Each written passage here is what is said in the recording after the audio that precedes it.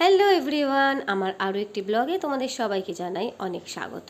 এখন তো আমার মাথায় একটাই সবসময় চিন্তা থাকে, সকালবেলা আমার বরমশাইকে কি একটা ভালো হেলদি ব্রেকফাস্ট দেওয়া যায়। তাই আজকে বানিয়ে নিয়েছিলাম ওটস, কলা, খেজুর আর টক দই দিয়ে স্মুদি। এটা কিন্তু আমি প্রথমবারই বানালাম, খেতে কিন্তু জাস্ট ওয়াও ছিল। আর ও এখন অফিস বেরিয়ে যাচ্ছে, আর ও অফিস বেরোনোর সময় যদি সোনা মাম্মাম উঠে যায় না, ওর মনটা খুব খারাপ হয়ে যায়, কারণ আমার মাম্মাম না ওকে একদমই ছাড়তে চায় না। সকালবেলা ও বেরিয়ে গেলে মাম্মাম কিন্তু খুবই কষ্ট পায়, দেখছো কীরকম দেখতেই থাকছে। তারপর মাম্মামকে ফ্রেশ করে এই যে চলে এসেছি আমাদের দুজনের ব্রেকফাস্ট নিয়ে। এই একই ব্রেকফাস্ট আজকে আমার মাম্মামকেও দেবো।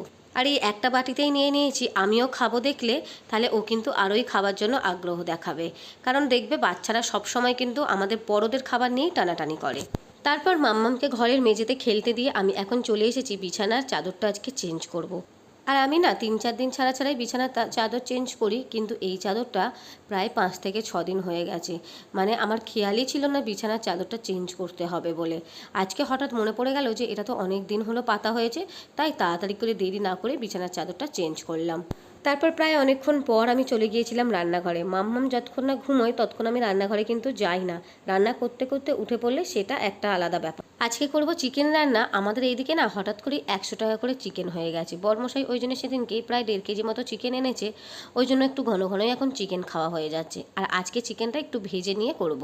এই একটু হলুদ আর নুন দিয়ে ভেজে নেব, তারপর মশলা দিয়ে কষে নেব। এইভাবে আমি খুব কমই রান্না করি, আজকে হঠাৎ মনে হলো ভেজে করা যাক। তো ওইদিকে চিকেনটা ভাজা হচ্ছে, আমি এইদিকে ততক্ষণ মশলাগুলো পেস্ট করে নিই। আর একটা কথা বলে রাখি, আমার সোনা মাম্মাম কিন্তু অলরেডি এইদিকে উঠে পড়েছে। ও কিন্তু নিচে এখন খেলাধুলা করছে আর আমি এইদিকে রান্না করছি। আগে কিন্তু ও একদমই ছাড়তো না, এখন দেখছি নিজে একা একাই খেলে রান্নাঘরে, আর আমি কিন্তু অনায়াসে একা একা রান্নাগুলো করতে পারি। আমার মেয়েটা বড় হয়ে যাচ্ছে তত দেখছি একদম লক্ষ্মী সোনা মেয়ে হয়ে যাচ্ছে। তো এইদিকে গোটা গরম মশলাটা শেষ হয়ে গেছে, ওই জন্য আর একটা এক্সট্রা প্যাকেট আনা ছিল, সেটা এখন ঢেলে নিচ্ছি। আর কি বড় বড় দারচিনিগুলো দিয়েছে, সেইগুলো আমাকে এখন ভেঙে ভেঙে রাখতে হচ্ছে। আর এই গোটা গরম মশলার গন্ধ না আমার খুব ভালো লাগে। তো তারপর দেখো এইদিকে চিকেনটাও আমি বানিয়ে নিলাম, ভালো করে মশলাটা কষে দিয়ে দিলাম। রান্না বান্না কমপ্লিট করে কিন্তু দুপুরে ঘুম দিয়েছিলাম। সন্ধ্যাবেলাটায় সোনামামার সঙ্গে এই ঘর ওই ঘর বারান্দা দালান করে এইভাবেই খেলতে খেলতে কাটালাম। বরমশাই ওই 9:45টার সময় আসলো, তারপর ওকে ধরলে আমি গেলাম রুটি করতে। আর আজকে তো চিকেন আছে আর ফ্রিজে আছে মিষ্টি। আর এখানকার এই রসগোল্লা আমার এত প্রিয় হয়ে গেছে, মানে বলে বোঝানো যাবে না। আমার না এখানে রসগোল্লাগুলো খুব পছন্দ লেগেছে। আমি কিন্তু সব জায়গায় মিষ্টি এমনিই খেতে চাই না, বাট এখানেরটা বেশ ভালো ছিল। তাই গরম গরম রসগোল্লা খুব ভালো লাগে, আর রসগোল্লা ছাড়া আমি আবার রুটিই খেতে পারি না। তো আজকের মতো ভিডিওটা এখানেই এন্ড